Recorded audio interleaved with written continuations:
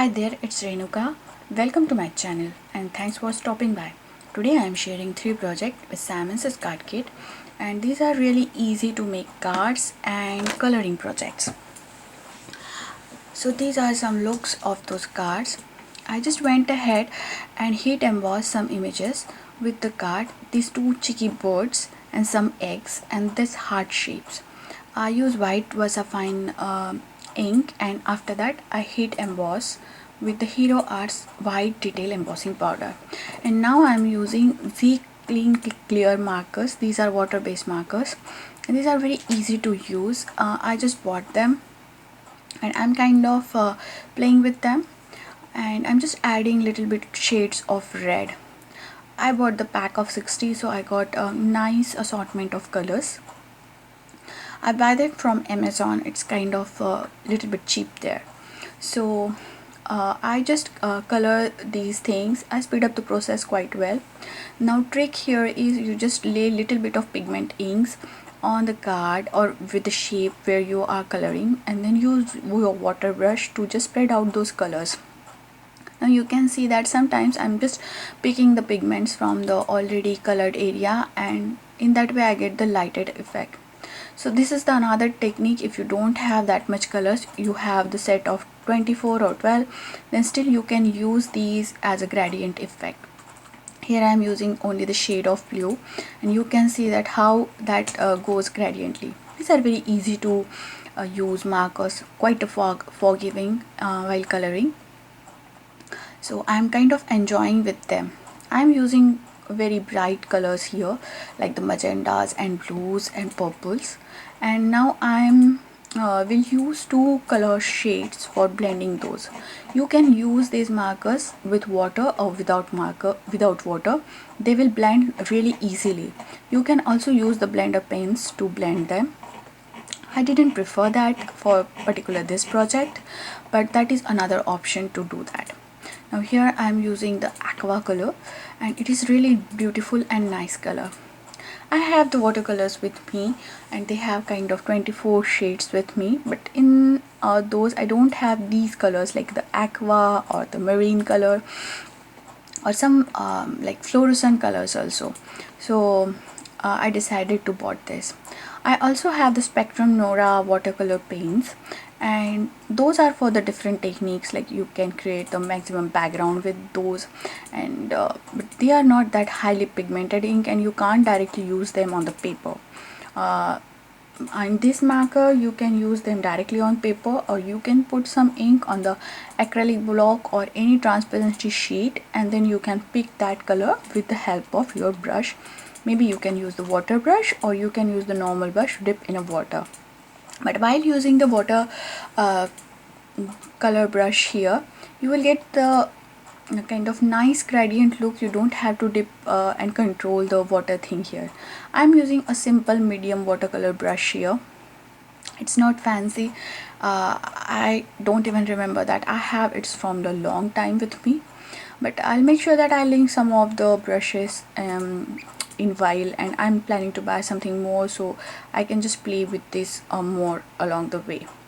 Now this is the kind of medium size brush. I'm creating here the background, and it's kind of faded outside, and I'm using here a very bright yellow green color because I don't want to make some same yellow as those chicks or birds are in yellow color.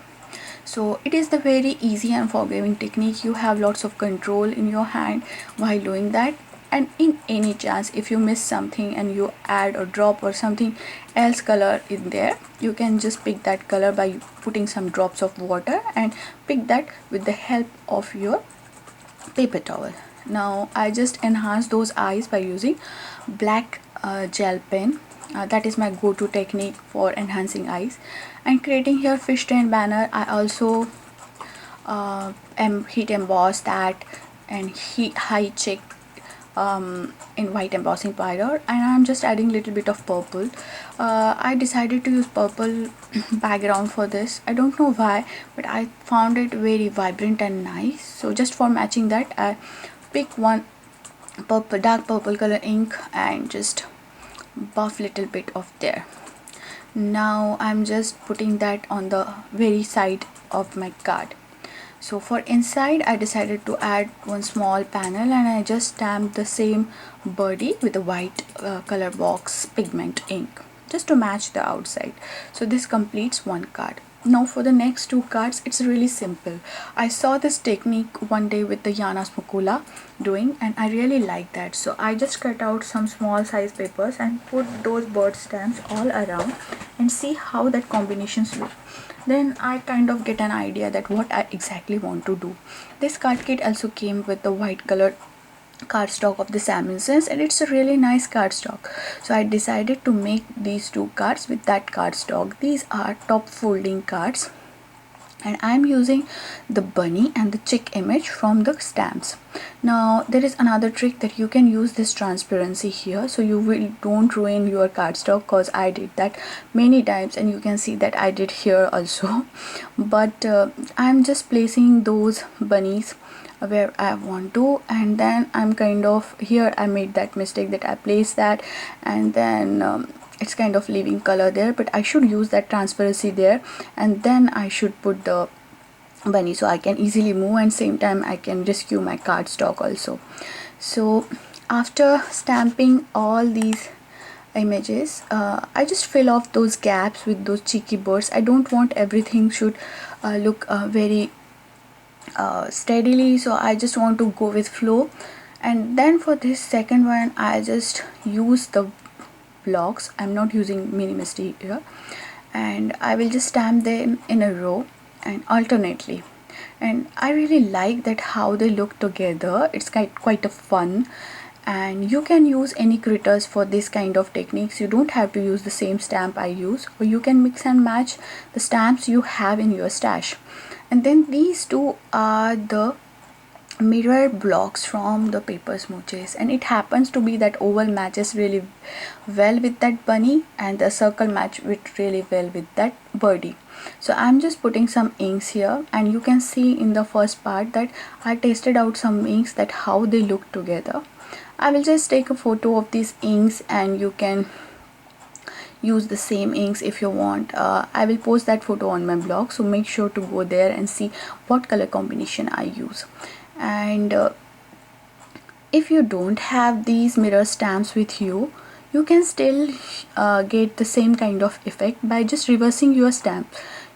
This stamp set also came with the egg. You can reverse those egg stamps and put the back side colored and put that color on the paper.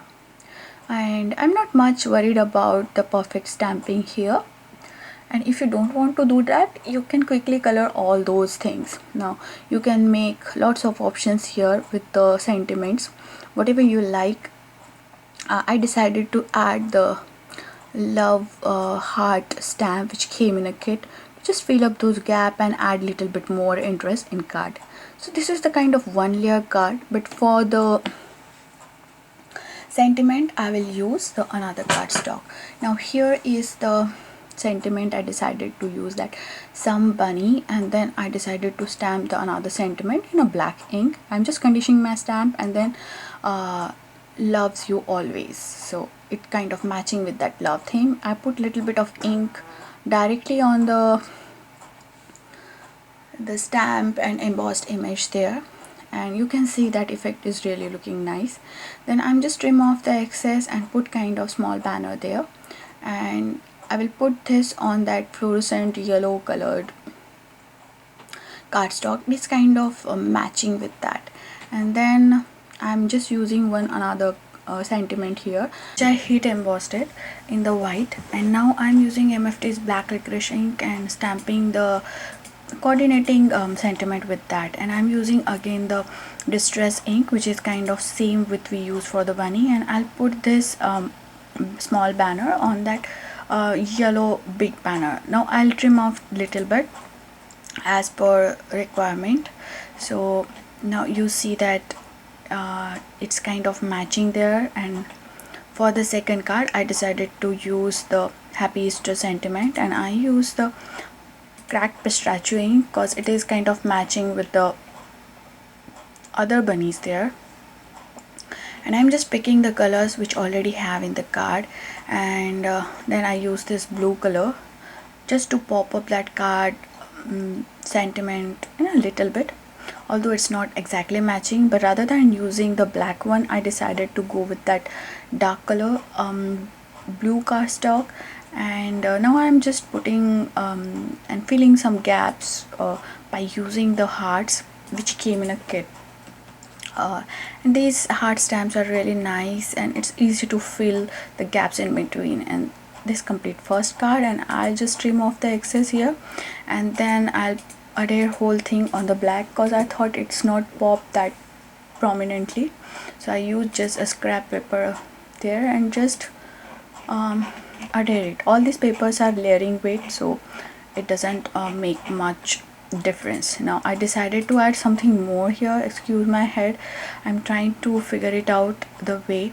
I just put two mark lines with the markers, Sharpie marker, and then I just feel those to make a dark bold black line.